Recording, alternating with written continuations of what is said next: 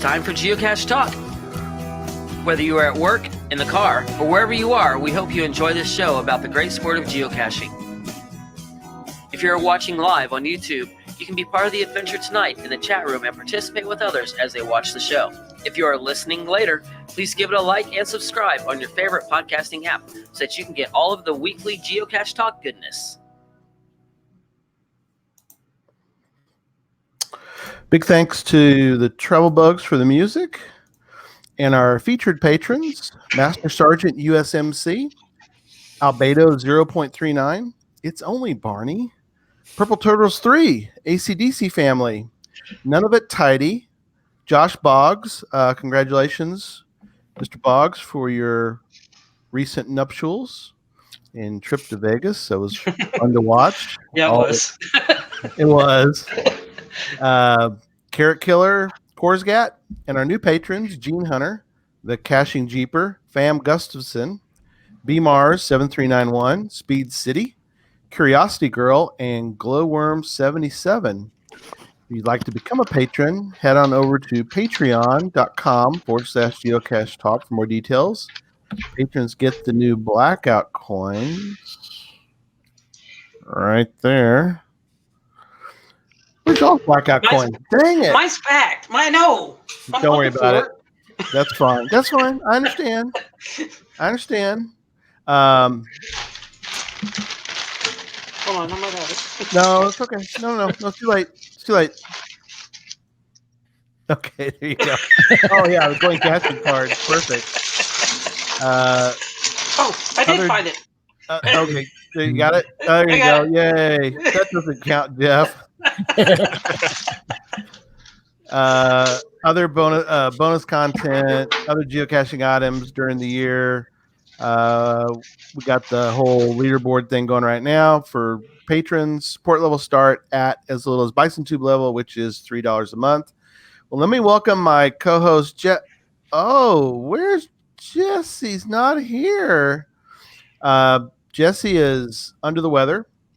So we got the relief team in of Jeff May, Cache the Line. Hello. People can't hear you. do a thumbs up. And Derek Baker of Baker Six Clan and Behind the Cache. Hey, everybody. And let's get jumping and let's get hopping into show number 168. As we welcome back to the show, Nick Hubbard. Welcome back. Thank you very much. Appreciate it. You bet. We're going to take a minute because I think it's fun. We're going to talk about all the shows that Nick's been on. Nick's up in the Joshua Johnson kind of level.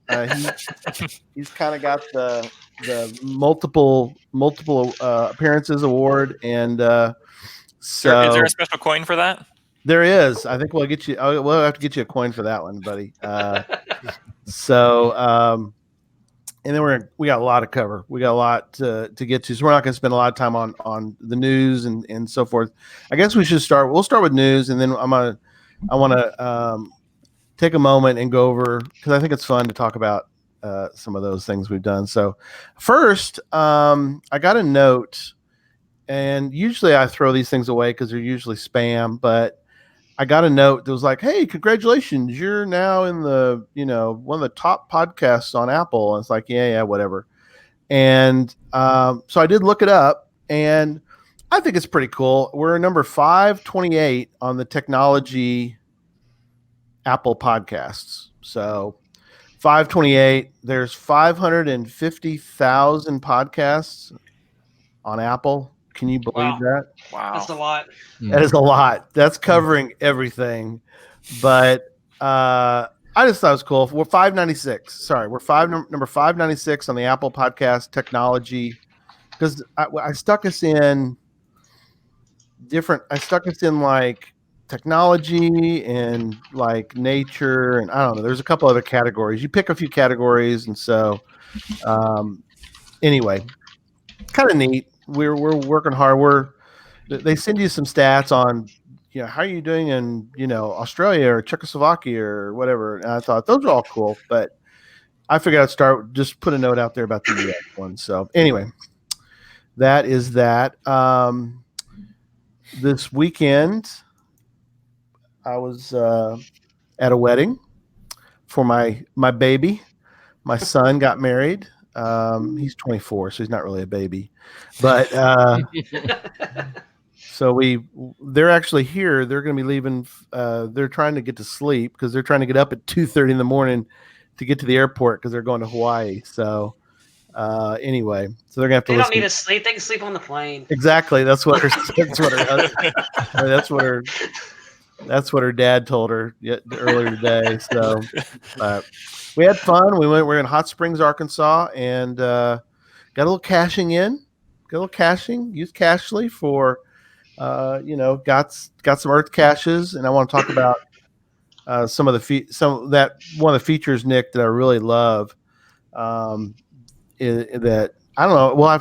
It's probably been there now for a while, but you know me, I find them later on. I'm like, oh, cool! Look at this feature, and Nick's like, yeah, we've had that for like a year, Gary. So, but anyway, I like finding new features that were probably been there for a while. But anyway, we did some Earth caches, tons of Earth caches, and obviously Hot Springs. You can imagine. Did a traditional. There's actually a Adventure Lab series. What do we call 10? Adventure Lab. What would you call it, Jeff? Like a series, right? Like one lab that has multiple. No, well, it's like a series of labs. Yeah, it's an Adventure Lab series, is what I think is call it. Yeah. Where you get 10. It's the whole 10. We did part. Because we had time for. What was it we saying? Collection. Yeah. We did about half. We're gonna go back. And so, we'll get to the rest. We want to go back and visit. So we did a few and we really had a great time. So anyway, other note is, CoinFest. So they just had Geo CoinFest down in Homa. We should be able to go out to that. Derek, you're still there, right? Yeah, I'm still here. How did you're still in Homa? No, I'm not at Homa. I'm at home. You went home after Homa. No, I'm at home. Did you go to Homa? No. Oh, I thought you did. Never mind. This is my new Homa. Yeah, it is your new Homa in Memphis, but no, I didn't make it down to New Orleans. Ryan was at GeoCoinFest in Homa. Right. Yeah, he was going to try and come by and see you at your Homa.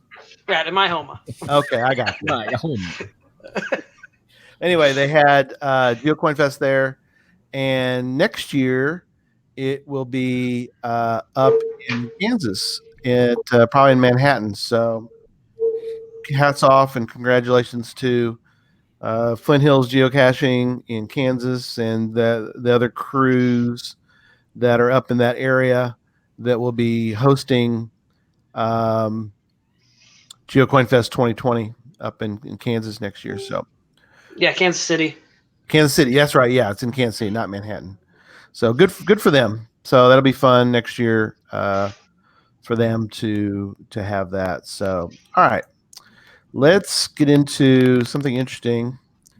So I went back in the archives and I found where Nick had been on either this show or the predecessor for this show was Cache and Release. So I had Nick on in it was February 21st of 2016, Nick. We did Cache and Release show number 50.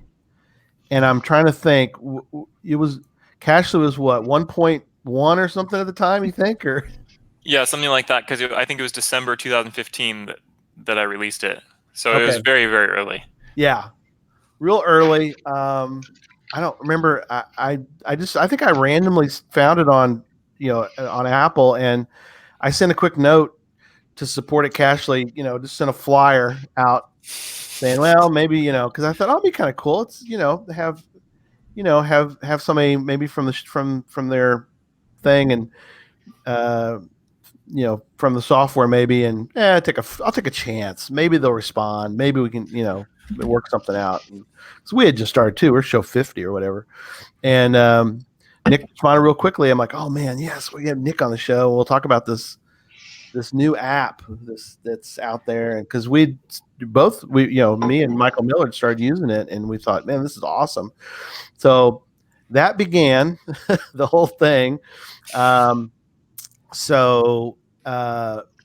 That show ended, and the new show began in September of 2016. Show number 14 of Geocache Talk. Nick came on, and we did a show for that one, and then we did another one, show 32. That was Cachely. I have a note here, Nick. It was Cachely 2.0 at that point. So Yep, I see that too. that seemed right. January of 17. Probably. Okay. Yeah. We trust you, I Nick. should have written all these down. That's okay. Really? Well, You didn't realize there was going to be a test. yeah, No, that's, no, I'm failing. July of 2017, show 58 came. He had you back on. We had you back on for Cachely Update 3.0. Yeah. And then last year we did a couple shows. We did a Maximizing Cachely show 83, and we did show 106, Cachely 4.3, and Apple Watch. Yes. Kind of and now, I mean, Apple Watch is like expanded massively. I guess we could talk a little bit about that. I don't know if there's much to talk about on the Apple Watch front, but There's a few little updates I have to mention later on about Apple Watch stuff. okay, good. cool. Very cool.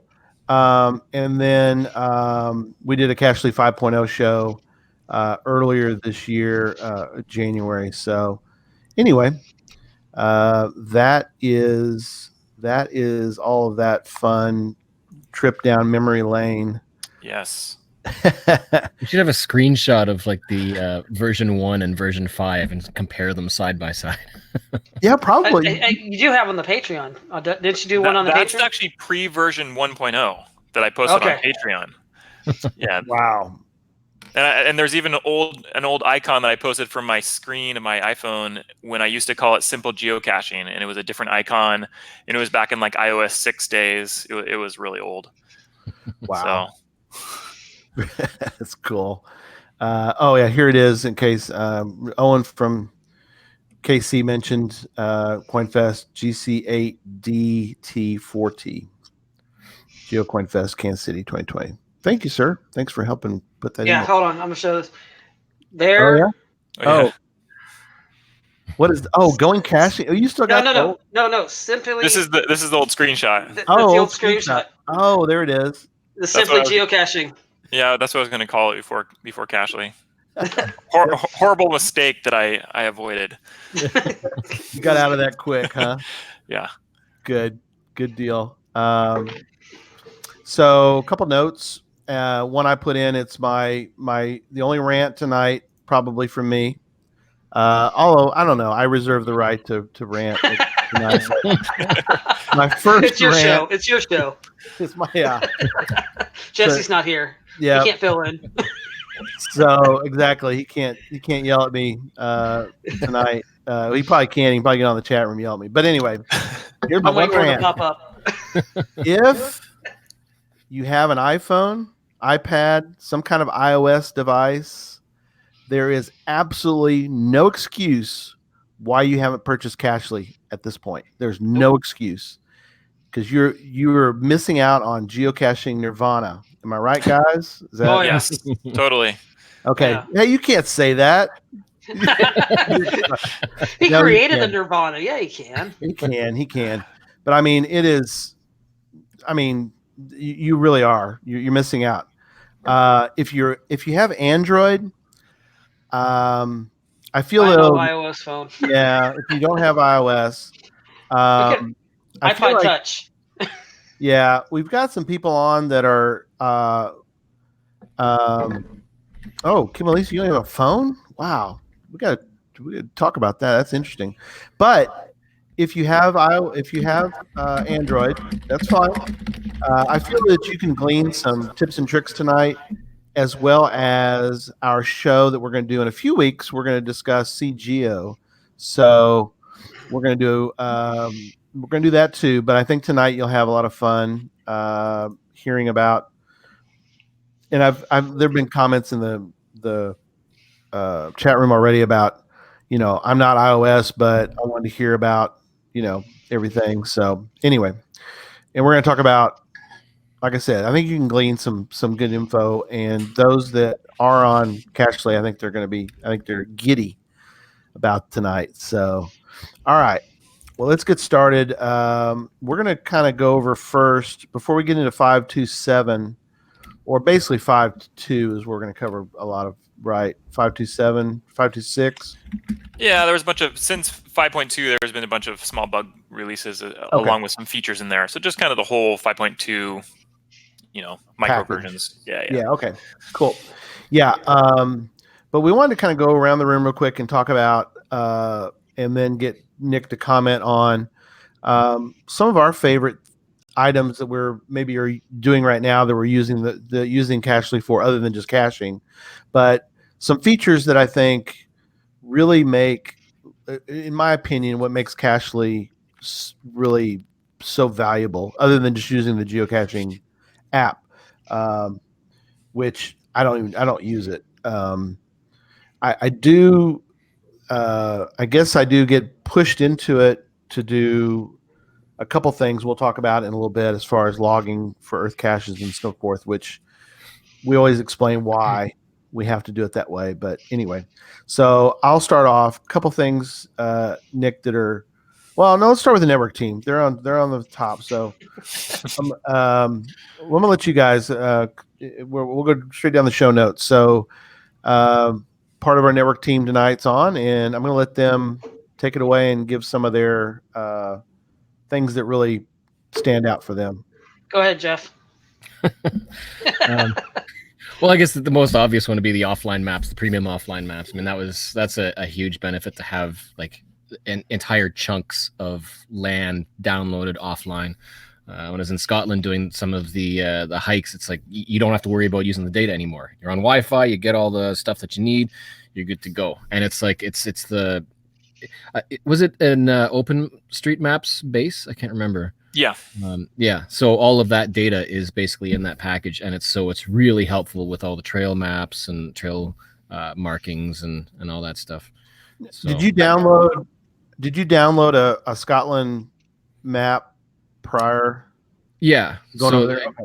Yeah. So they're I can't remember how it's separated over there, but yeah. And the other good thing is it's not huge downloads. Like, it's not enormously like unwieldy to download. Yeah. So it's because it's all vector based. Yeah. So Scotland is, I think, one big download in the UK. Oh, okay. Yeah, and it's got the like terrain and everything as well, which was really helpful. Yeah, because you had some caches you were going up in the hills, as it were. Yeah, and plus roaming, you got data and all that. So not having to worry data. not having to worry about satellite maps. Just having all of the data that you need there, and it's faster. It's a lot faster to load as well. So you're not sitting waiting for tiles to pop up. So yeah, it's another big benefit. Yeah, because one of the things, Nick, that of course we have, since we've expanded our network team, is Jeff is in Canada, so he gives us a different perspective, being in a different country. I don't know. Do you see much difference because you came to Woodstock, yep, and cached, and then of course he caches up there all the time in Canada. So is there much? Is there anything that's different, Jeff, from caching in both countries, or do you not see anything now that you've got it all set up on your phone correctly and all that? For the most meters part, to feet, right? Just meters to feet, right? Yeah, meters to feet. Hey, you can do meters anywhere. You can do that in the US. I think it's more dangerous going. Switch. You can just turn it on in Cashly, and they'll switch. Yeah. Oh, cool. I think the driving is more dangerous for Canadians going to the US because the Canadian numbers are higher. So. I think the only other thing that is kind of frustrating going to the US, I'm with Rogers in Canada, so whenever I hop over the border, I get pushed to AT&T, and every time I go to the US, I get so frustrated with AT&T coverage. So again, offline maps, huge. Yeah, good. What else is what are some other things you like? For the most part, I think everything else is pretty straightforward. Pretty much the same whole experience with geocaching. North and south of the border, there's not much difference. Cool. Yeah. Other features you like? The editing the logs was something I discovered fairly recently as well. Being able to actually edit in app, which is a really nice bonus. Yeah, that's nice. Yeah, because like adding photos without having to go to the web and upload photos and stuff like that. So that's a good one. I think that's API based, right? The editing logs. Yeah, so that was part of the new API that they released, and so old versions couldn't do that, and it was something that I was able to add. Yeah, that was a good. Very cool. That's great. Especially when you're typing on your phone and after you realize you had one of those stupid autocorrects on your keypad. yeah, for sure. So that is cool. I like the little thing there for that. Unless we have to use web-based interfaces, the better. But at the same time, the web shows a lot more, and I think if a lot of people rely too much on just app stuff, then they won't necessarily get all the information. It's just like the people like smartphone users who start geocaching and they load up the local cache, but don't look at any information. They just go and navigate to the coordinates and then miss out on everything, like the hint, the description, maybe even the title. And, They're wondering what are those? Yeah. Derek, what are some things you want to bring up? All right, so we touched base real quick earlier about the Apple Watch. Now, and my wife mentioned in the chat room too, when we cache with our kids, so we'll give our phones to the kids and let them run off when they're going, and we still track where they're going, just with the Apple Watch, so we can follow our own trail to get to them as well. So that's really cool. Now, the other thing that you can also do, and I don't think any of the other apps that I've used can do this, but when you can actually pull up the proximity of the cache itself. So if you're placing a cache, and this is and that's what in my video this last week, I was the reviewer mentioned one of the biggest mistakes people make is proximity, and I pointed out, hey, in Cachly you can show the proximity of where these caches are when you're placing it. So that I think that's a really great feature when people are placing caches. Mm-hmm. I saw that shout out on the video. I appreciate that. Hey, no problem. Thank you. I mean, hey, I support you. So I mean, I love the app. It's one thing that the web-based map. There's the Google Map or geocaching map extension for Chrome and Firefox, and you have the ability to make any size proximity circle radius, but it doesn't automatically add them. So the nice thing with Cachly is that all of the caches on the map, if you turn it on, they all have the proximity right away, and you can just zoom out and see all the circles, which is a nice big benefit. Yeah. One of the things too, I'm going to kind of periodically, I think we're going to kind of bounce around a little bit, but I've got a couple of things I want to bring up real quick.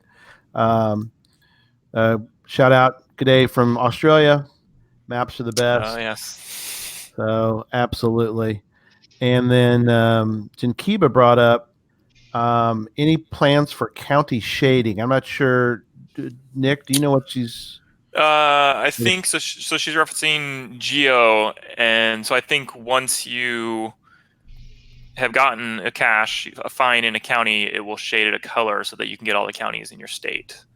Oh, okay. I think that's a feature of Geo. And I don't currently have any plans for that right now. Okay. So no problem. Okay. Keep going, Derek. Is there something else you want? Yeah, just my wife. I mean, she's keeping me track here too. Yeah. For like newbies, my mother-in-law, who is just starting to get into caching, I got her hooked on Cachly, and she's not. She's watching. I'm sorry, Mom, but she's not very technical with stuff.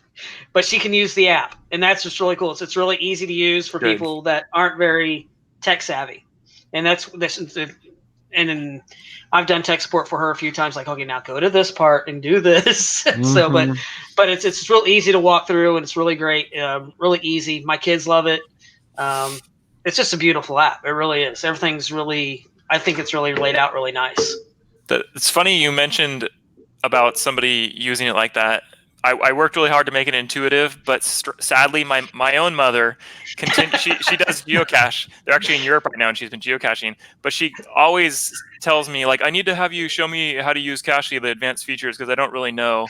And she's been saying this for years, and she just never gets around to it. So even my own mom just doesn't really even know all the features of Cashly, and she does use it, but it's kind of sad. Oh no. Ugh. Yeah, and I think Jeff mentioned the other ones that I like too, and I know we'll get into more and some of the new features that you've added recently. So, yep. One of the things that we both had on both our lists, which I think we'll bring up right now, because I think it's a couple things I want to bring up at this point, is the premium maps, premium offline maps. I guess is the way that's termed. They're very inexpensive, but they're so valuable, Nick. I mean, I got the Texas one, and man, it is been awesome there because Susan and I are doing all the counties in Texas, and having that on my phone is a really great. Now, I tend to obviously plan for, finding a cache in a certain county. But what I like though is when I get to a spot, there's a couple times where we got to a location. We've all done this. You get there and you're like, oh, yeah, there's no cache here. People, or maybe we just couldn't find it. Whatever it was. But then you kind of go to plan B, which is either hopefully you have a backup cache, or if not, you just pull up. Fortunately, a couple places we were at, we had service, and so you start looking. And what's nice is that I can know I'm in a county. I need to find a cache in this county, not the next one over. And so it's real easy then to go, oh, well, this one, even though it looks like it's, a ways away, I can look at it and go, oh, well, it's still inside, inside the county map. So, a lot of people look and it's like, you can see let's see if I can show you can see the county lines. Yeah, the county boundaries. Yeah. The county boundaries. So, if you're doing it on the fly, even you can kind of see it real quickly and tell, Yeah. And it's a nice double check because, I use a lot of Project GC to plan, but yet it's nice to be able to look on it and kind of get a sort of a reconfirmation that, okay, that showed correctly on, it shows on Project GC as part of the county, but yet I can double check it here, and it gives me that kind of confirmation that I really am in that county. Yeah. I can't tell you how invaluable offline lists. I mean, I know that's not, earth shattering for folks who've been using it forever. I've been using it now for quite a while, but you forget. I mean, especially when we're traveling around certain parts of the country. I don't know. I'm sure in Canada the same thing, but there's parts that you go, oh, there's probably not cell service. Yeah, I ran into that a few times here. Yeah, too. And there's parts of Texas that are very remote, and there's absolutely no service in certain sections of the state, and fortunately, I offline them, and sure enough, your GPS still works. Yep. And so there you go. You can just go.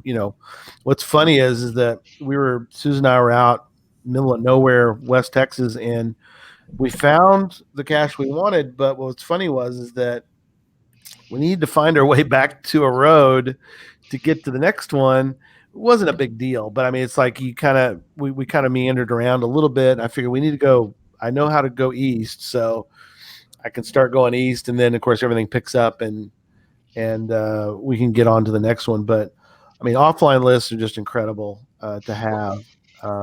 Very, very, very valuable. The other one that I think, and again, it's probably something that's been around forever, but when you go to an Earth cache, you've got now, Nick, you got the two options. You can log it, or you can do the submit answers.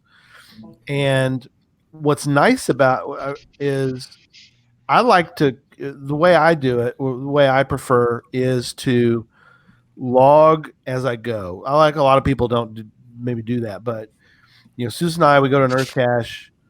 I do the answers. I want to send those answers off because I want to go ahead and claim it. I mean, if they want to delete it, that's that's up to the cache owner. But I want to get it taken care of. And what it really is a nice little touch within Cachly is that when I click, I want to send the answers.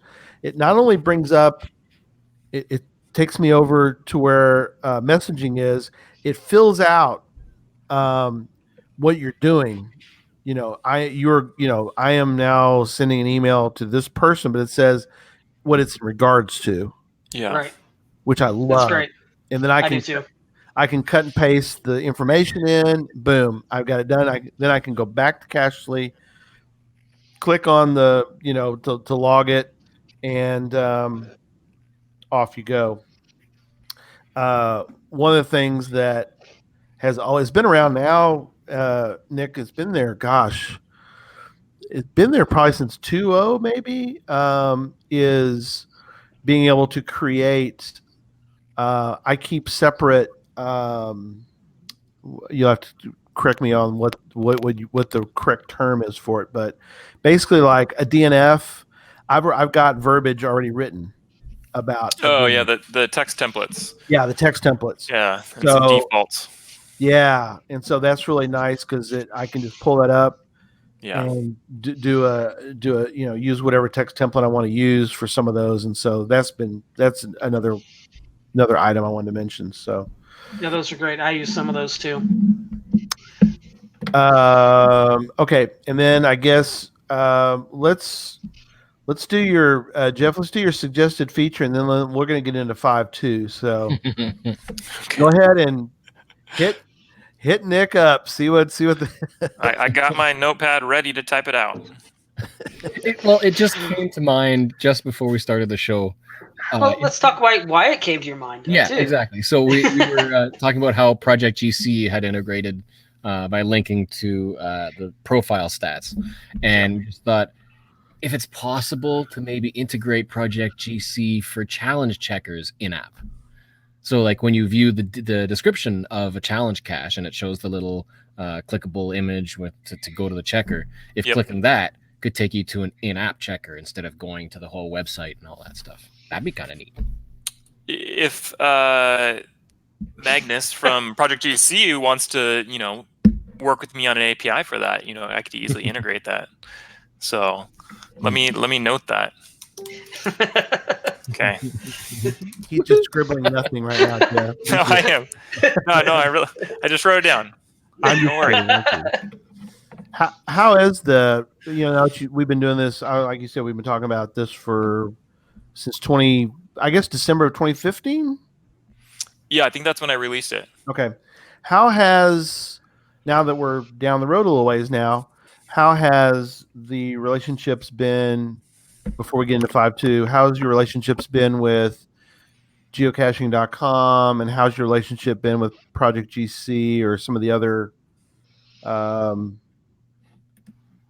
I know you don't really get into the Android people, but I mean, do you the androids? You don't get into the Android folks. No, but like the ones that you might get that do have a connection that you have, like Project GC now, how you have a connection, but then just geocaching in general, being part of the API group. Yeah.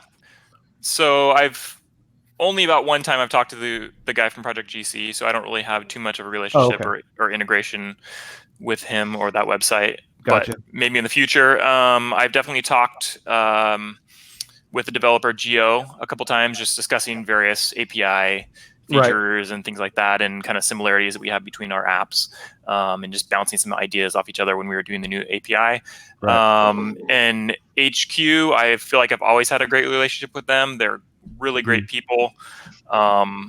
Any negative comments I hear that people say, I try to, say that, they're really good people. Things that have happened in the past, just leave in the past, whatever. It seems like there's a lot of geocachers mad at HQ for some reason, for whatever. But I've only had great relationship with them, especially the API team and like our direct developer contact. She's awesome. And even all the way up to like Brian and the people in charge of all development teams, super cool. I think it's the third summer. This summer I went there again and met with them because I live in Washington State, so it's only about a 3-hour drive to go up to HQ. So yeah, there's the third summer I met with them, go out to lunch, kind of have some meetings about development and the API and partner relationships and stuff like that. And they're always really, really cool. So I'm very happy with how it's gone. Very cool. Yeah. Jeff, I'll get to your screen in a moment. I do want to. Owen had a question. I think I know your answer, but you guys can help me too. So it should be a way for you to know if you qualify. I think he's talking about a challenge cache, Owen, I think, for adding to offline list on phone, similar to the way it shows on the website page.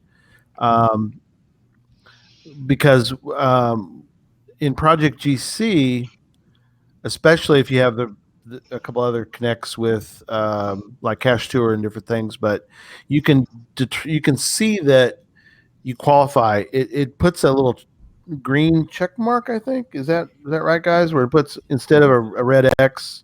Yeah, it's a green check mark. Is there a way,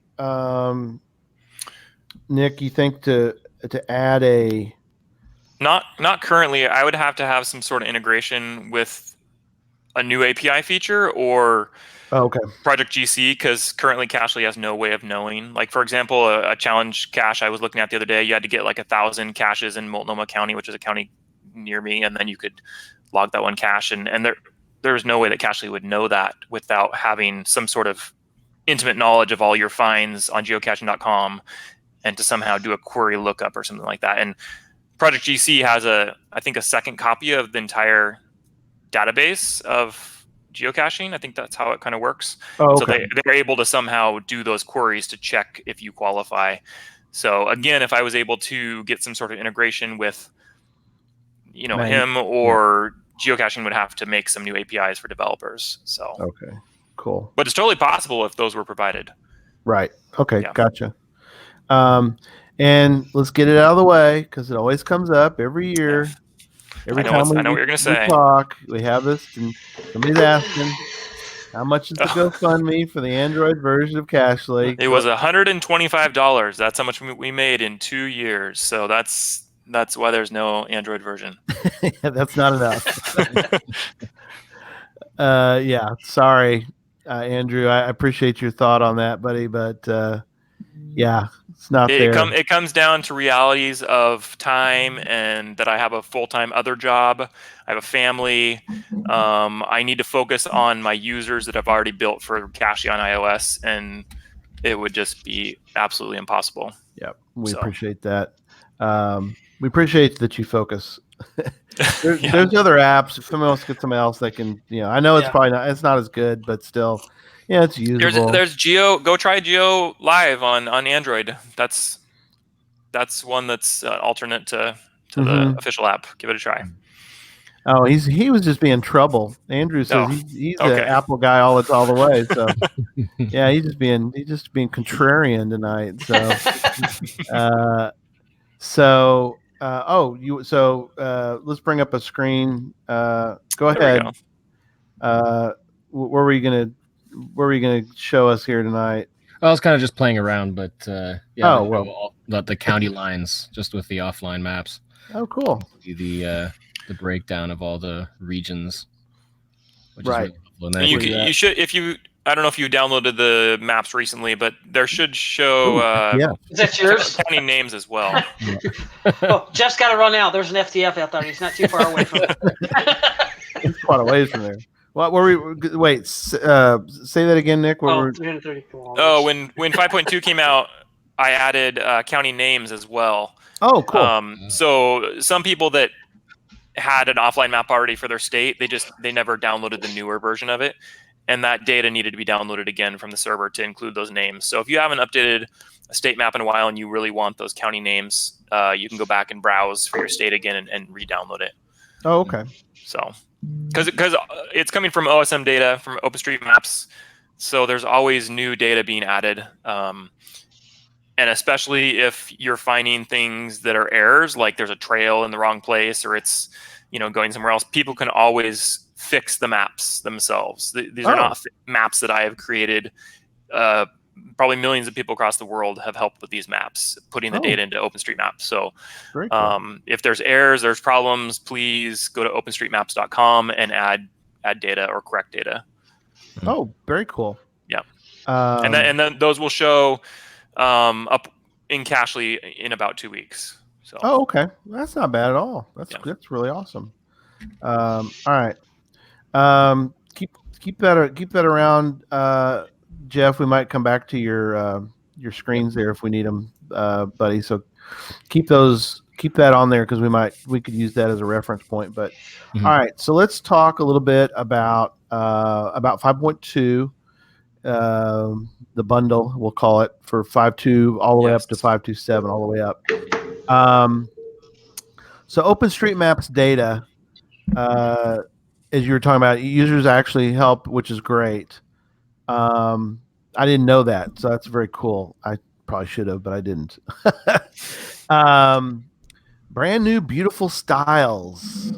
Yeah, that was when 5.2 came out. There was a lot of style updates. There was big updates to all the mapping, especially a speed update in 5.2. There would have been if you were in a city and you were loading lots and lots of data, like all the buildings and all the points of interest, all that kind of stuff, even on a fast phone, it was rendering a little slow. And I think when I came out with the new version, I put a comparison on my blog, and it was something like 15 seconds for downtown Seattle, and then the new one was 1.1 seconds or something like that. It was an incredible speed change.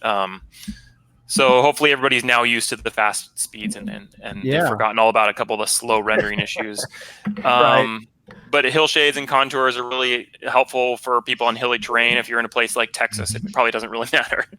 Well, but in the West Northwest Texas where is I live different. and there's mountains everywhere and hills, it's really nice to see. It was helpful in the Highlands of Scotland. There you go. Was it? I'm Cool. sure. And there's maps for the entire world. So people that are in Germany or Australia or the UK or Scotland or Canada, there's going to be maps available. And only a few times have there been maps that I've been missing. Like I think a little while ago, I was missing a map for some island somewhere off of Africa or something. And somebody asked for it. And so I made sure to render that. And then it showed up in the offline maps. So if I'm ever missing anything that somebody needs to go on a trip, it's not really a difficult thing for me to create a new map. So cool. Yeah, because we are international. We have listeners in 60 plus countries. So yeah, if you're in one of those countries and please use Cachly. And if you have issues, the best way, Nick, still support at cachly.com or cache.ly is what the email is okay. Support at cache.ly. And one thing that came in 5.2 was that you could view multiple maps at the same time. So previously, you could only view one offline map at the same time, which was fine for most people. But there was a couple people that said, I have 3 state maps and I keep on switching back and forth between them, and it gets tiring, And me personally, I live close to the state of Oregon and Washington border, and so I would often have to flip back and forth. But in 5.2, you can load both of them at the same time, and you don't have those problems anymore. So that's awesome. Small thing that some people really appreciated and others might have not even noticed the new feature. Yeah, I mean that's something somebody did mention earlier. Even Kunenbaum was like, maps are so incredible, love them. Yep, go pay the extra. It's not much. Yeah, they are $3 for the premium offline maps, but I think that there is a small demo map if you take a look at it or just hear feedback from others. I think that people will appreciate it if they need offline maps. Yeah, but that's a one-time $3 versus $3 for every map you need to download. So correct, yes. I mean, it's a no-brainer to me. Yeah, that's just so that's cool. A coffee. Yeah, that is a coffee. It's less than most coffee. Yeah, especially out on your side. Yeah, especially up there in the the rich, expensive Northwest, Pacific Northwest. No, it's true. So, as you mentioned, specifically work on styles to make outdoors and trails easy to see. Yes, and like in my local area, I live close to Mount St. Helens, and so there's trails all over, and I actually have used my offline maps for backpacking that I did this summer. So I found a couple geocaches there, but I was mainly just backpacking with some friends, and so I used my offline maps for that, to follow the trail and to find, different things around there, different features, rivers, and so we can navigate. So it's good for that kind of thing as well. Even if you're on a 10-mile hike and there's only one cache, you can continue using the maps for the whole time.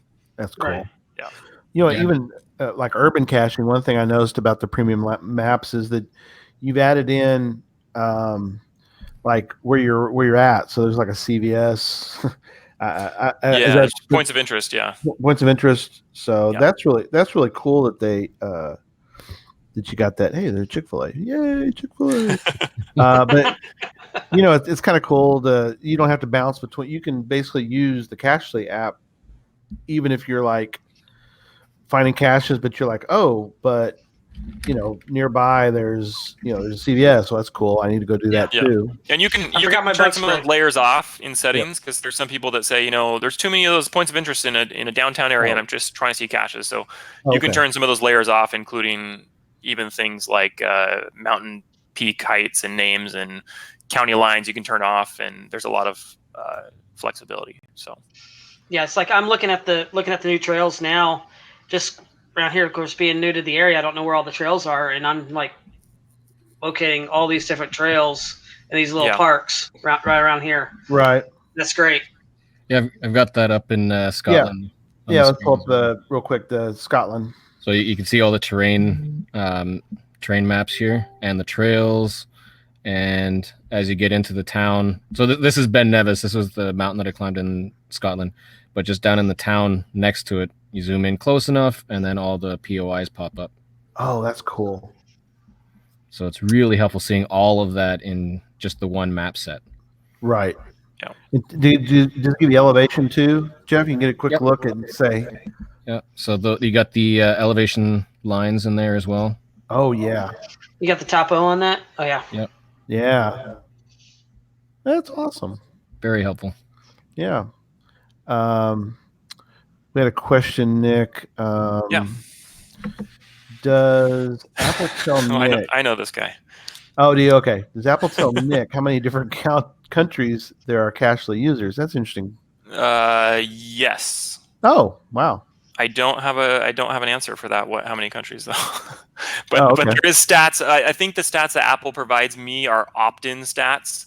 So if you go to settings on your iPhone and you opt out of providing developers info, Apple cares a lot about privacy. So even on your setup screen, I think when you're doing a new iPhone, it asks you if you want to send data to developers, and people might say no. So I don't get that kind of data. So it's probably a good representation, but it's not 100% accurate. Oh, okay. But it would be helpful.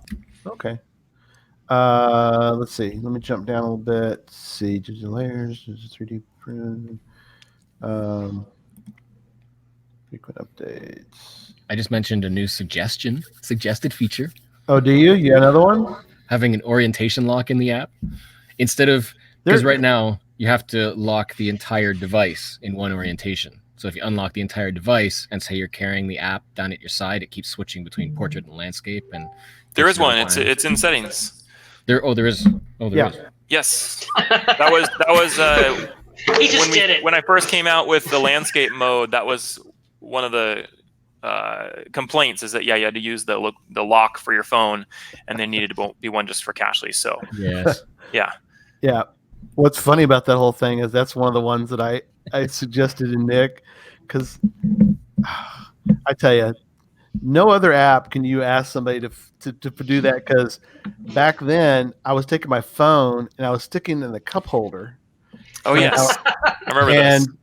I was, the cable was on the top, and so when I put it in my cup holder, I wanted to be able to Upside see. down. Yes, upside down, and Nick's like, right. Let me put the, and then we got it in the app, and so, and then of course, thousands of people are like, the heck is this thing? Why is it upside down? And so it's like, no, you can lock it. So yeah, it's there. Yep.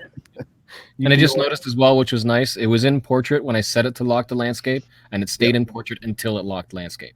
And now it's stuck in landscape. Now it's stuck, Good. yeah. So okay. Sorry. The little Since we're going through this, we're all playing with our phones again. mini rabbit trail. Yeah. Okay, so the friends feature, you were able to bring that one back, Nick? Yeah, so I was trying to look at the dates of when all third-party developers got asked to remove friends features because of the GDPR privacy laws in the UK. I think it was last July or something like that. Yeah, of that seems 2018. about right. Yeah. So yeah, we all had to remove it. Probably quite a few Cachly users kept old versions because they really wanted the old friends features. Mhm. But yeah, it took over a year, and then finally HQ was able to say, we built in these new ways to allow that feature to come back legally through our lawyers, and so developers could add it back, but it required that you go to the authorization page on geocaching.com and say, yes, other people can see my data through third-party apps, and then their friends also need to do the same thing. So if you go to the friends feature in Cachly, and you don't see your friends that you have on geocaching.com, make sure you go to the authorizations page, which it should prompt you to do, and that your friends do the same. So we don't have any control over that legality of it, but once you do that, you should see all your friends, and you should be able to view them and see all their logs and all their kind of private data that was blocked kind of from public users. So if you search for a username that you're not a friend with, you don't see a lot of their data. You can't look at their logs because it's kind of a privacy issue. If it's somebody you don't know, you probably shouldn't be seeing all of their logs and kind of tracking where they are and in their caching history and stuff unless they authorize you to do that. So yeah. That's back, and you can also request to be people's friends. You can approve requests right from Cachly, so it adds a couple more features that we didn't even previously have before the friends feature got taken away. Right. Yeah, I just noticed that I was adding a few friends. Yeah. There you go. Curious question: is the messaging aspect not in the API? So that's like restricted to the official app, and there's no way you could do it in Cachly?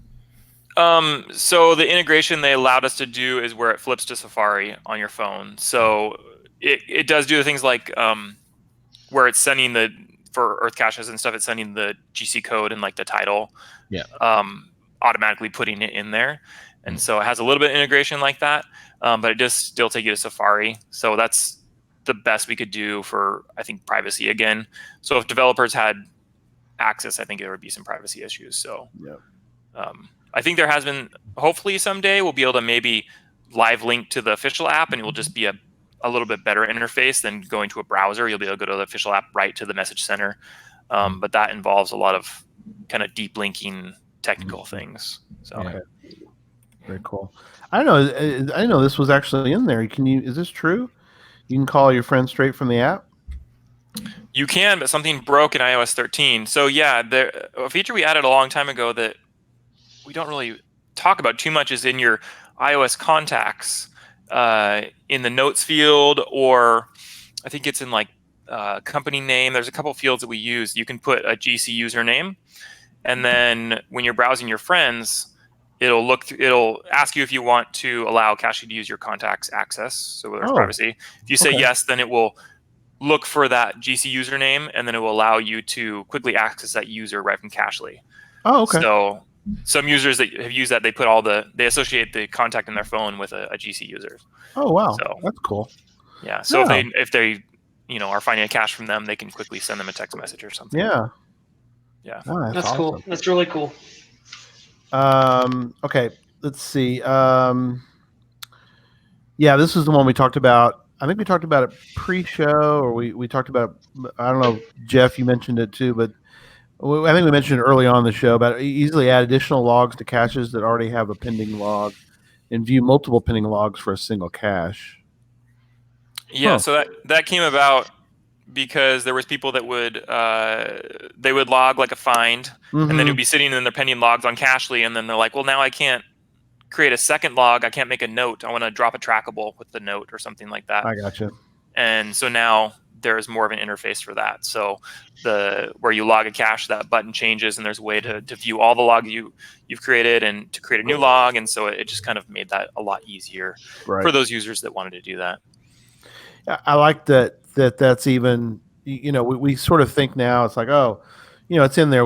But it really is so valuable. When I think about with Susan and I out in the middle of nowhere, Texas. I go ahead and get all the information I need to in the log, and if I try to send it, and it won't go through. I don't worry about it because it puts it in pending logs, and it's like, oh well, it'll send as soon as I get where I can send it, and so I can just move on. I don't have to worry about it, and then later on I can click on it and tell it to send it once I'm in cell range. So Yeah. Yep. I love I've that. done that a few times. I've done that a few times. Yeah, it's a nice thing to have. We sort of we kind of sometimes forget the great feature that is. Okay. Log message, basic markdown. Oh, the good old markdown. Markdown syntax is parsed in real time.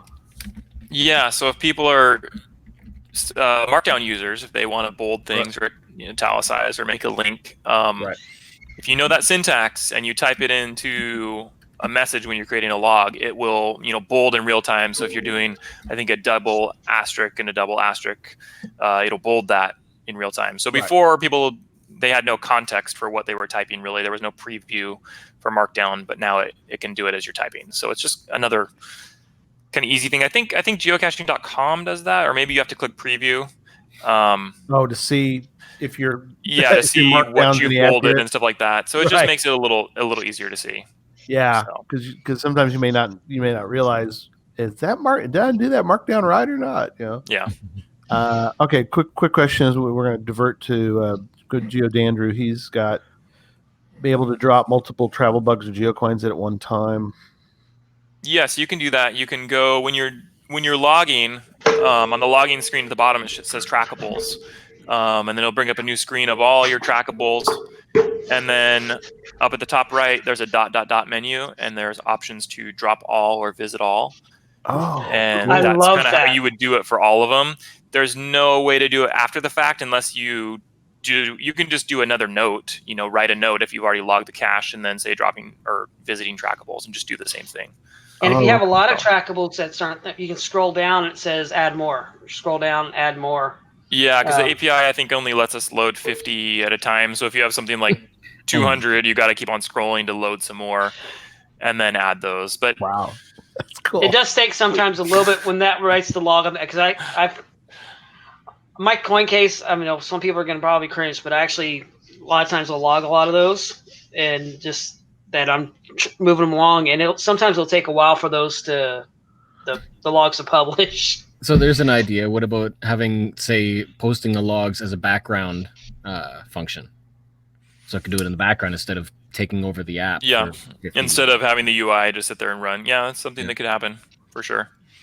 And I had a user a long time ago had a problem, and I was trying to figure out what was going on, and they had 70 trackables that they were visiting for every single cache, and they had those in pending logs, and they had like 30 pending logs, but then 70 trackables for every single one. Oh man. And so do the math there, and they were wondering what was going on. So the API was just like breaking down under those circumstances. So try not to do that. It's too much. Too much. So the 100 is not good. 100 trackables. Yeah, don't do that. Let's not do that. So on the highlight part, remove highlights based on color. Oh yeah, the highlights is great too. Yeah, so these, okay, I'll talk about this. These are, so if you like highlighting, if people are used to highlighting caches to categorize different types or whatever, one complaint was that I've highlighted tons of caches, but I've deleted those lists, and the highlights persist across deleting caches because those are synced through iCloud, and if you delete a list on one phone, you might have wanted those caches highlighted on your other phone, and it syncs those. But then they say, I don't know how many highlights I have out there, and I don't know how to find those caches. So now there's a way to restore all the caches that have highlights. So say you had 500 highlights and you've deleted all your lists. Yeah. Add highlight, remove highlight. Yeah. Well, also in settings, there's kind of an admin interface for highlights. Oh, cool. And then you can kind of bulk delete like all blue highlights if you want to. So these are just some more tools for those people that are really into using highlights. Oh, okay. kind of a way to manage all those highlights that they've created out there and have then deleted those lists, and they're kind of just sitting out there in iCloud somewhere. Oh, okay. So Very cool. See, a good way I see like doing the highlights is when you're doing challenge caches. You can highlight the certain color of the challenge caches that you don't qualify for it, but you've already signed. So that would be a good way that you can go back through your map and find them that way too. yeah. So That is good. Option to restore caches from highlights to a new list. Yeah, so that was a way to find all those highlighted caches that maybe you've deleted from lists and you don't really know. You know, if you look in the admin, it says, "Hey, you have 500 highlighted caches," and you're thinking, "Well, I only have 3 in my list. You know, what are all those other ones?" So it's just a way to kind of manage all those. Very cool. Yeah. Yeah. Somebody mentioned that they use the highlights to highlight finals for series. Yeah. Oh, I see. To avoid confusion with puzzles. I gotcha. Yeah. That's kind of nice using the tool. You know, you're really expanding. So that's really cool. And then yes, something we talked about. I think pre-show we talked about the link to Project GC. We might have mentioned it already on the show too. Link to Project GC user profiles. I love that. It's a quick and easy addition, but I think a lot of people appreciated it. yeah. So I know we were talking about that one day. I was coming from an event. We were chatting in Slack or something like that, and we were talking. Was that about you that suggested it? Yeah, I think that was me. Oh. Well, there you go. It was a quick and easy You're addition. welcome, everyone. That's right. We got a great team, man. They're ready to give some good suggestions. Change language used in Cachly separate from system language. Interesting. Yeah. So in the past, I've had some users that they've said, "Hey, I use the Swedish language for my iPhone, but I would really prefer Cachly to be in English. For whatever reason, they want an app to be in a different language than their whole phone is, and I'm not sure. I'm not a other language speaker than English, so I'm not sure the use case. But I've had quite a few people ask about it. And before iOS 13, it was a big thing you would have to do. You know, as a developer, you'd have to do all these kind of things. But luckily, Apple introduced a way just to do it automatically in iOS 13. So you go to the settings app on iOS, not in Cachly, right, and scroll all the way down to Cachly in your list of apps, and then it's just right there where you can change your language to one of our supported languages, and Cachly will basically restart in that language. So, oh wow, and it's actually super helpful to me when I check all of our localizations of our text. I can quickly check them all that way before I had to restart basically my phone every single time to look at the other languages, and it was a big pain. Oh wow, so that is cool. Yeah, so thanks to Apple for that free feature. little benefit. I didn't even know it was being released, and when iOS 13 came out, I was like, wow, that's really cool. Yeah, awesome. Option to purge all logs or 5 to 10 logs from every cache in that list. Yeah, so this is for people that have really, really big lists, and they might have. So if you have 10,000 caches and each cache has 30 logs, you're going to have a lot of logs in the database. And so I had requests for ways to purge a lot of those. You know, maybe they don't even want any of the logs, or they only want to keep the last 5. Right. So it's just kind of a database background activity that goes and purges a lot of those logs and kind of cleans up some room on your phone in the database and can hopefully speed things up and just make it cleaner. Yeah. So, yeah. Love it. We fixed an issue when navigation apps running in the background would cause poor location updates in Cachly. Examples are like Waze or Google Maps. And I only wrote that on there because I had we had this bug for a long time where a beta tester in Australia would be geocaching. He would say, you know, my location is just sitting on a road, and even though I'm like off the road walking, looking for a cache, I don't understand why it's like locked to the road, and I could never figure it out. And then I was at Going to Ape X with Chris from Caching in the Northwest. Yep. And he said the same thing. He's like, yeah, when we use Waze, in the background, my wife figured out that Cachly has really bad location, like the updates, it just stays on a road, and so we actually have to kill Waze every time we we do that and then it fixes it. And I was like, really? So I finally looked in the code and actually asked Apple about it, how I could solve this problem, and they helped me figure it out. And it was just a small code fix, but it's something I had never realized that was even occurring. So Oh, wow. those kind of things are from users suggesting them. I was able to fix a bug that probably a lot of people were having, and they didn't even realize that, Right. like, why it was happening. I didn't either. So I appreciate the people who mentioned that.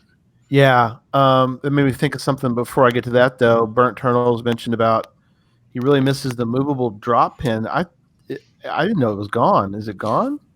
Yeah, when I released 5.0, which now has 3 different mapping architectures or SDKs in it. So there's Google Maps, there's Apple, and then there's the one I use for premium offline maps. There are actually 3 different mapping systems. And so I had to remove the dragging of the pin for the time being, because it made it even more difficult. I have to write the code 3 times. And so it's something I have plans to add again. I just haven't got around to it. So cool. All right. So it's not gone forever. No. It'll be back in some form. Maybe 6.0. Yeah, maybe. We have a long list for that. Yeah. Then another question GeoDandrew had. Say I want to log the same log verbiage on a GeoArt on all caches. Can Cachly log multiple caches at the same time? That'd be a good use for text templates, where Yeah. you want to create a text template and then just go create a bunch of logs and use the same text. Yeah, So, that's what I use. Yep. Yeah. I use that a lot for counties when we're trying to run through counties. I have a template to just kind of. I mean, I don't use this. I use the base verbiage. yeah. Because I got the information in that verbiage that I want, and then I will add to it, so I don't have to keep rewriting the same thing. Yep. Yeah. Burnt Turtles is so thanks heavens. Yeah, he's really want that. And you can use keywords in those text templates. So if you use a date or the name of the CO or the cache name or something like that, you can use those keywords in there. The GeoArt maybe has a name or Now, what about the possibility of having multiple log templates per cache type? So I think right now it's 1-to-1, right? Per log type. Yeah. Yeah. So if you have like different templates for a found log, you could choose something different. There's only one available for each cache type, but you can create more that aren't associated with a cache type. And then you can insert those manually by just either long pressing on the messages or tapping the ... button and inserting them that way. So that's kind of the alternative to that. Oh, so you could like have a Project Ape cache type or cache template that you probably never use it because there's only two Project Ape out there, but you could use it. Yep, you could type it up beforehand if you really wanted to, and then you could insert that in when you go to Brazil and then come to Washington. There you go. Yeah. You can log it the second you find it. The second you're done. There you go. How funny that you can have one for everyone. Okay, I got you. All right. Let's see. Apple Watch. Oh, let's talk a little Apple Watch. Apple Watch Series 5 Compass support coming. Oh, before we do that, because I'm going to forget if I don't. Let me. Remember the old days? But back, everybody, if they've been using Cachly for a while, remember the back in the day, back in the old days. We had to always do that crazy calibration of your compass. Yes. Bro. And now that's pretty much gone, right? We don't ever need we don't need to orient our compasses anymore, right? Supposedly that happens automatically in your phone. Okay. iOS handles that. Okay, cool. But I've still had people say it seems to be off, and you're supposed to just move your phone in an 8 pattern, and it's supposed to fix it. It'll fix it. Okay. Yeah. Figure 8. I've really not had many issues, although I think I've ran into it once or twice. Okay. Yeah, it was a bigger issue with the older phone models, I think. These days it doesn't seem to be as much of an issue. Yeah. I've had people that did not realize they had a case with a magnet on it. That's always a problem. Do not, people have ones with like I got a wallet on this. Yeah, it has like a wallet on it and with their credit cards and it has a clasp. Right. Don't use those because that affects the compass. Right. Affects it. Okay, cool. Yeah, and when you're driving in the car, you sometimes might have problems because you're in a big hunk of metal that affects compasses. Right. So it normally does work quite well in the car, but sometimes it doesn't. Sure. Yeah, because you figured, same thing. If you get into a big tree area, sometimes I'll walk out of the tree, give it a minute, go back in. then you're Yeah. fine. At least, yeah. Yeah. So Apple Watch Series 5 Compass support is coming this next week. Yes, that is my plans. I have my Series 5 that I got the day it came out because I was really excited that they added a compass to it because I had been waiting for a long time for that. Previously, Cashly had a compass feature, but it just used what's called the course data from GPS. So if you're moving in a direction, then Cashly knew kind of how to orientate itself and point to the cache.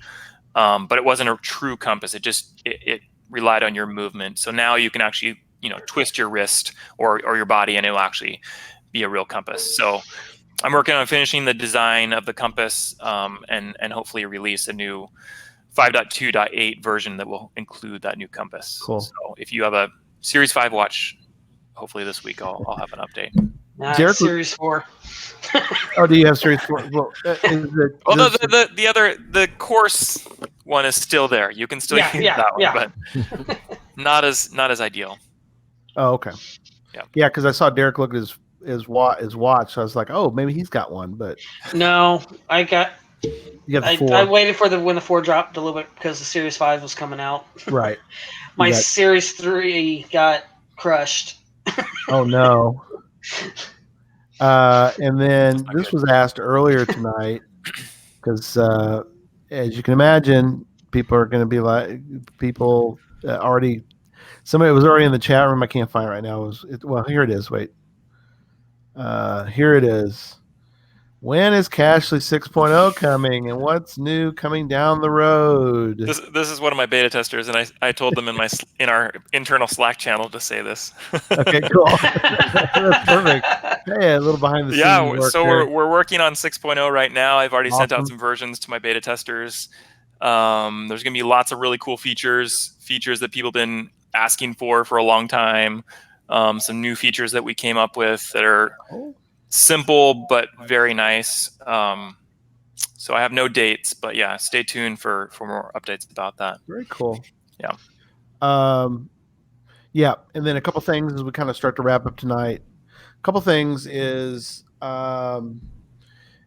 you know, obviously, if you haven't purchased it and you're an iOS user, I don't know what's going on with you. Get it.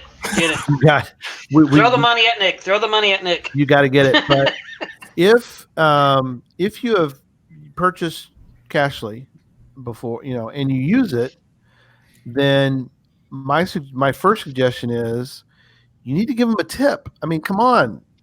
It's like you have a really good waiter. You give a tip. So, you haven't spent money on, if you haven't spent money on Cashly in a while, just give the guy a tip. So become a patron. Or well, we're gonna get to that. Hang on, you're jumping ahead of me there, buddy. Sorry. So within the app, you can go to it's settings, right? It's in settings. It's on the More tab if you're looking for the tip. Yeah, More tab. Yeah, on the bottom. And you can go in there and you can do you can give a tip, right? Where is it? Oh, tip the developer. There it is. Sorry. There we go. Crazy. Tip the developer right there. Come on. Give him, he's doing this. This is not his full-time job, so give the guy a break, man. He's got work and he's doing Cashly on the side. Come on, that is people. true. And also, yes, started recently. You got Patreon going, which is great. Let me put it in the screen, the banners. So let's add that to the screen here. Awesome. Right there. And and there's various tiers. People can become patrons. There's ones where you can get your username in Cashly. There's a tier that can get a geocoin of Cashly geocoin that I've only ever given out, like at events and stuff like that. I got one of the rare ones. Oh, do you have one of the first ones? I do. Oh yeah. I do. Those are very rare. It's very rare. Let's see what that looks like. The ones for the patron will be the new ones. So there's that one. Oh, those are the new ones. That's the new one. You haven't seen the old one, I don't think. It's really old. Oh no, you have seen the old one. That's the old one.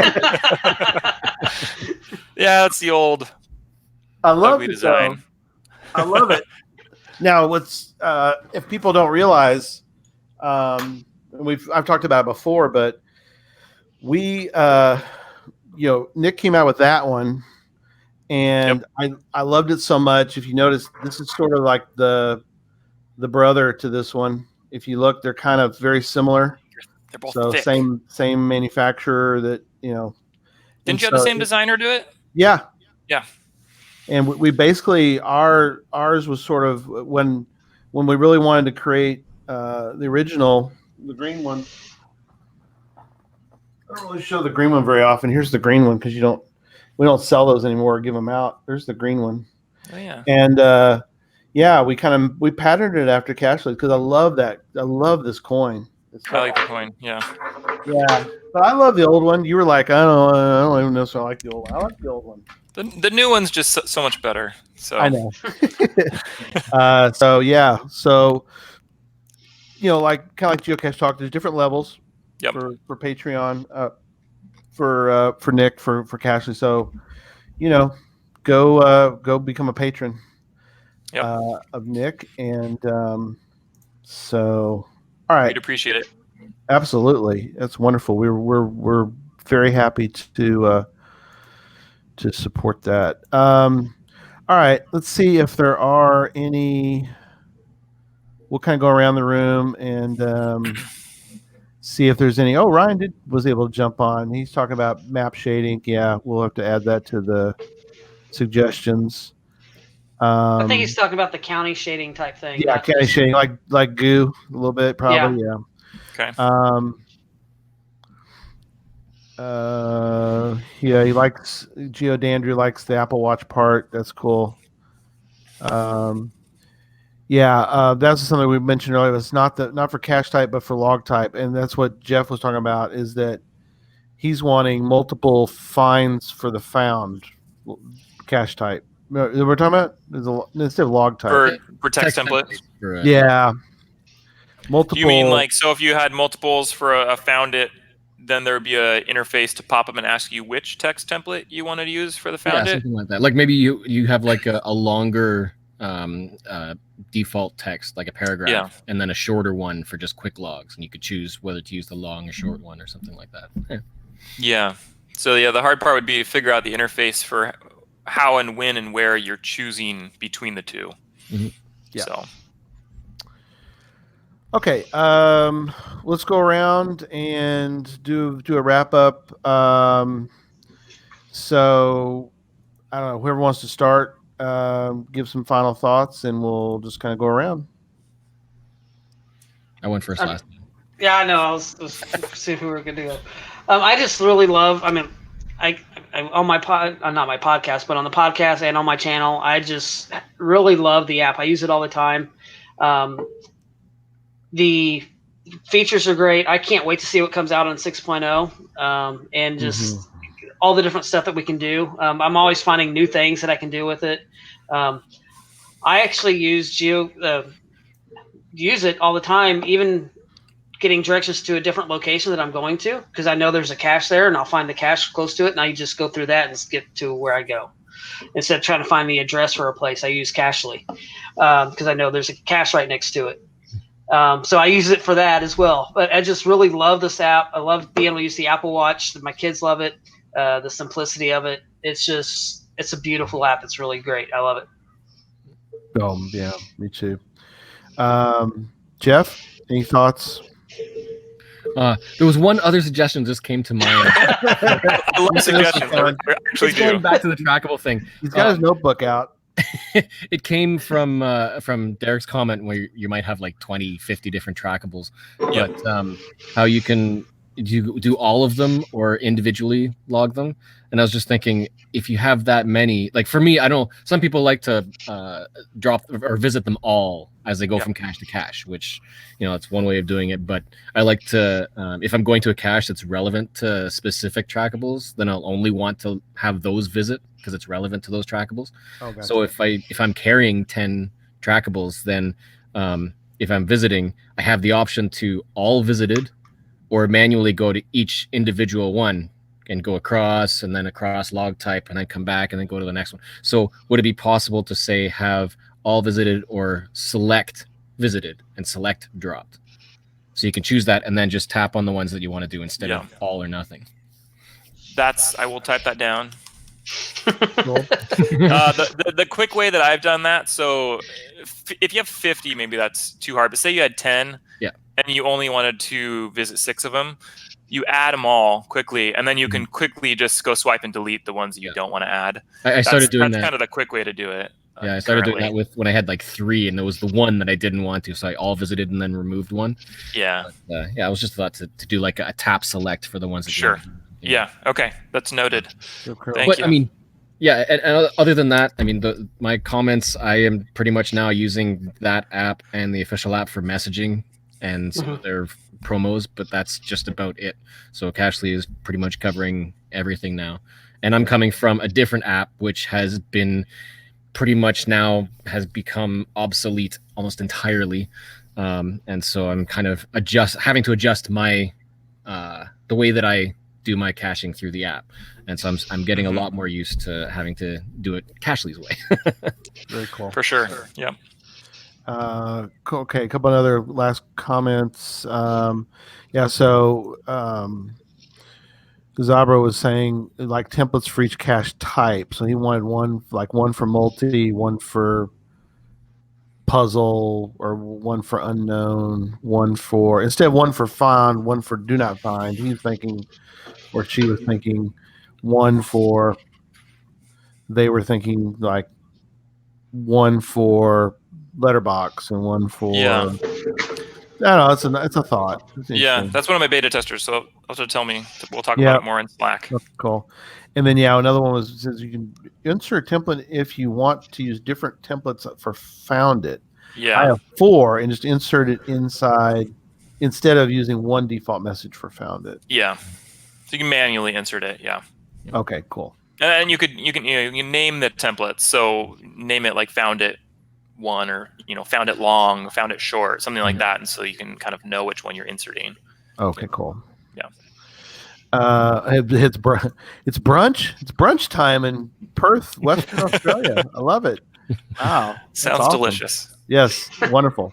Well, we are wrapping up. All right, so I'll just give a quick final comment. I mean, Nick, I love the app, and I have I don't use whatever those devices that people used to use in the ancient days, some sort of GPS R's, or I don't know what they are, but this is what I cache with. And I have an old phone. I have an old iPhone, but I can find every cache, now that's, the user's got his own problems, but that's not because of the app. It's trying to find a cache. That's my own problem.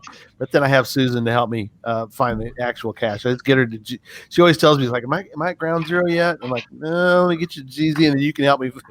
So I get her there, and she's like, oh, it's right.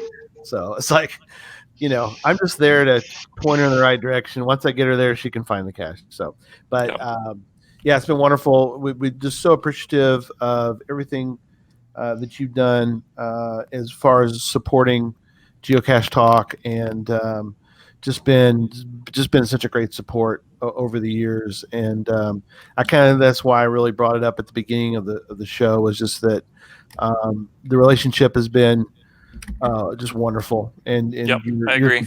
Your support, we really appreciate. Anything we can ever do to help, we're more than willing to help out. Thank you. We are evangelists for Cashly everywhere we go. That is appreciated. Yeah. So excited. We'll once 6.0 comes out, we'll work something out, and we'll do another show in the future when we can. So that we're looking forward to that down the line. So Nick, are you going to be at the festivities in 2020 up there, of course, up in Geo Woodstock and the anniversary and all that? Yeah. Seattle? I will probably be in the area. I will definitely be at Going Ape X, which will be, I think, the day after the big event in Seattle. Yeah. Right. Because I live close, and so I should be up there at some of them. Yeah. Okay. So Yeah. That's wonderful. Yep. Yeah. Nick lives up that direction, so that's cool. Very helpful for that. All right, just real quick note for the next few shows. We'll be live, and people are like, "You're live every week, so it doesn't really matter." But we're talking about a live studio audience. We're going to be doing a show at Going Caching on Thursday. So remember, there will be no show on Sunday. The show's on Saturday, and it is with a live audience. Derek, you hopefully be there to help. I'm there. Yep, I'm there. Derek will get a back-to-back on that. So we're going to have him come up there. Joshua will be there. We'll have different people come up after the event. But we're doing it actually kind of part of Going Caching. We've got right at the end there. We're going to do. We're going to be asked to be up on the stage, and we're going to do a show then. So we're looking forward to that. If you're going caching, please come watch us. We really need a cool studio audience for that. And so if you're going to be there, we're going to be quick. We'll do a quick show. Yeah. So Scott's going to be there right now on stage. Hey, I may drag you up there, buddy. You never know. Don't get too close. Don't get in the splash zone, or I'm going to grab you and drag you up there. So step back a little further so I don't ask you to come up there. But no. Anyway. So that is there. In 2 weeks, we are going to have a CGO show. We'll talk about that, and we have a mystery guest for that, who's going to give us sort of the lowdown on the Android world, as it were. And then in 3 weeks, we're going to do an interesting show, something a little different. We're going to talk about creating the perfect geocache town. If you had a town where they're interested in supporting geocaching. Isn't that Hanover? Hanover. Yeah. Well, that's Wilberforce. But Geocaching capital of Canada. It's already been done. Or one of the Canada spots. Yeah, what's that town up there, Jeff? That's Wilberforce. Yeah, Wilberforce. But see, those have been done already. We want to think about what would you do if you had the opportunity to create a Hanover, or a WV Tim location, or West Bend is another one. Rome. Yeah, Rome, Georgia.